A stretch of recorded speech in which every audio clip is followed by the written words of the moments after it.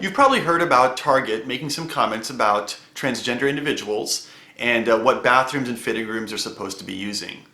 And so I've had a lot of people ask me to comment on their recent press release that they just gave the other day. Here's a few sentences from their press release. Target says this: "We welcome transgender team members and guests to use the restroom or fitting room facility that corresponds with their gender identity. Everyone deserves to feel like they belong." So let me just offer three quick comments about this. Let me first say that my heart breaks for people who identify as transgender. And this is not to be mean, this is in fact what actually many of them report to us, and that is they feel confused, they feel depressed, they feel afraid. And that's why sadly the suicide rate for people who are transgender is much higher than that of the rest of the population. In fact, one of the studies that I looked at that actually is very friendly towards LGBT individuals says that 41% of people who identify themselves as transgender have attempted suicide. And that's compared to about 1.6% of the general population.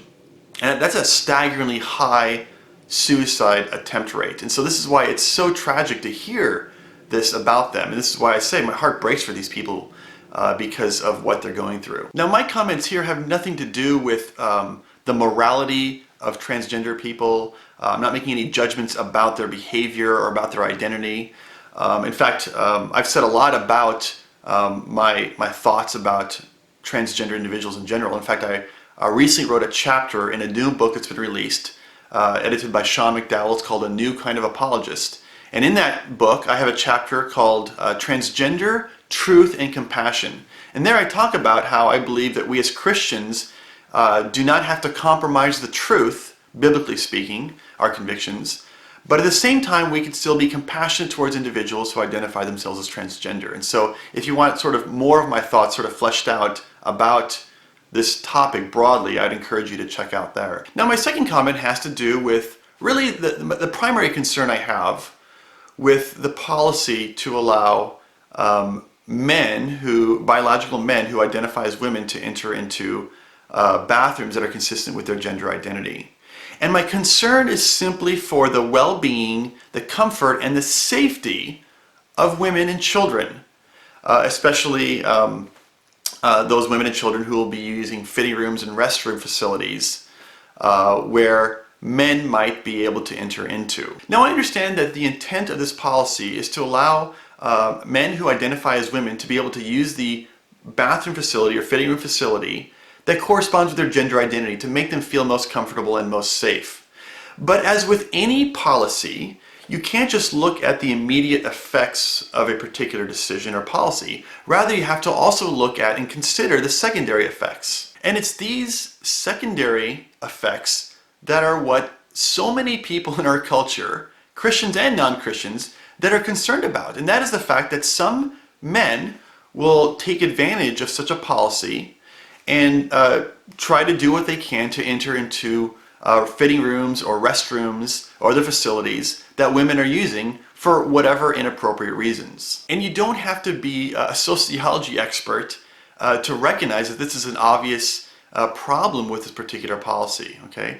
The concern here is for the safety and the well-being of women and children. Notice, I'm not here making any type of a religious argument. I'm not making any assessment about the morality of being transgender, okay?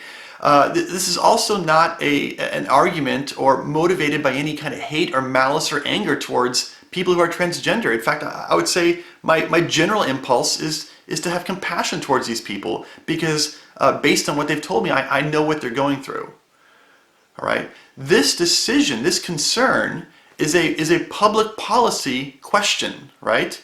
Should we allow these kinds of people to enter into a bathroom that identifies with their gender? This is a public policy question. I'm raising a public policy concern. This is a concern that is for the common good of society and for our culture. It's actually a very commonsensical concern, and indeed one that many non-Christians are also concerned about and have voiced their concerns about. And of course, related to this whole policy is the question of how are stores going to police or enforce such a policy? In other words, how are they going to be able to determine who is genuinely transgender and who is using this policy and trying to exploit it for inappropriate or evil gains? And so it seems like we're abandoning a long-standing principles, traditions about what restrooms and fitting rooms to use that are not just we're doing it because we've always done it. These are commonsensical decisions that we've made and that protect individuals that we're trying to be concerned about. And we're doing all of this for a very, very small percentage of the population. In fact, Gary Gates at the UCLA Williams Institute, who is, again, pro-LGBT in his attitude and, again, friendly towards people who identify as transgender, has put the percentage of transgender individuals in the United States at about 0.3%, okay, 0.3%. Now that's just the number of people who identify as transgender, and only a smaller percentage of those people are going to be actually men who identify as women, right? The other percentage will be women who identify as men, and of course, perhaps some others as well.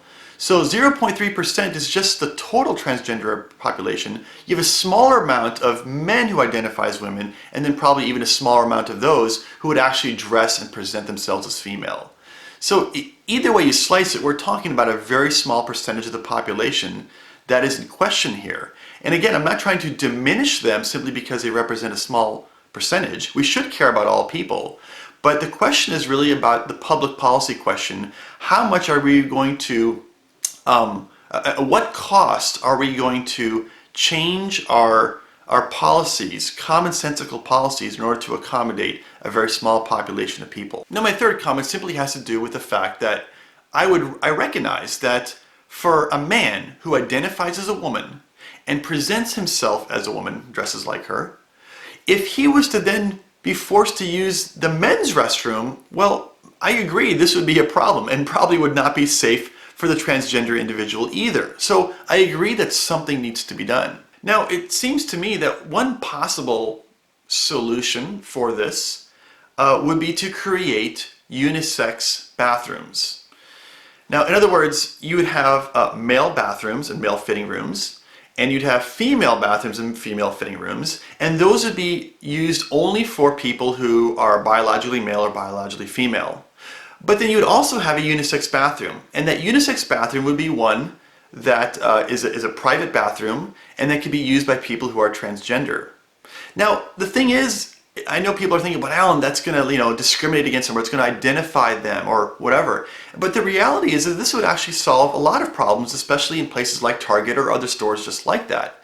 And that is that the unisex bathroom would not only be used by people who are transgender, but it would be used also by people who just simply prefer to use a bathroom or a fitting room that is completely private. They want to go in there by themselves. Or another kind of person would be people like myself who have young kids, and oftentimes we want to use a unisex bathroom because we want to be able to bring in a son or a daughter who is the opposite sex of ourselves. And so, for example, for myself, many times, especially growing up with my daughter, I've needed to go in to either, take her to the bathroom or change her diaper or whatever it was when she was younger. And of course, I don't want to go into a men's bathroom with a girl, even when she was older. Sometimes she was able to walk in and she needed to use the bathroom. It was awkward for me to bring her in. And obviously, I can't enter into a women's bathroom simply because I'm taking my daughter.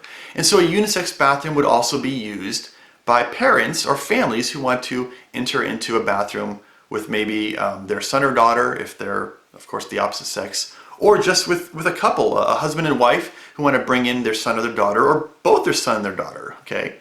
So these unisex bathrooms would actually solve multiple problems, not just the question of where should a transgender individual be using a restroom or fitting room. Now, I realize that no solution is going to be perfect, but it seems like a unisex bathroom that is added to both male and female bathrooms in this case would be a solution that at least accommodates a large number of people in our society and culture, and indeed protects all individuals concerned. So those are my quick thoughts. And again, I'm just simply trying to be mindful of the concerns, the plight of transgender people, and of course, the overall well-being of women and children as well. So everybody in society, and trying to figure out a way that makes sense that protects and makes everyone feel comfortable as best we can, given the diversity that we have in our culture.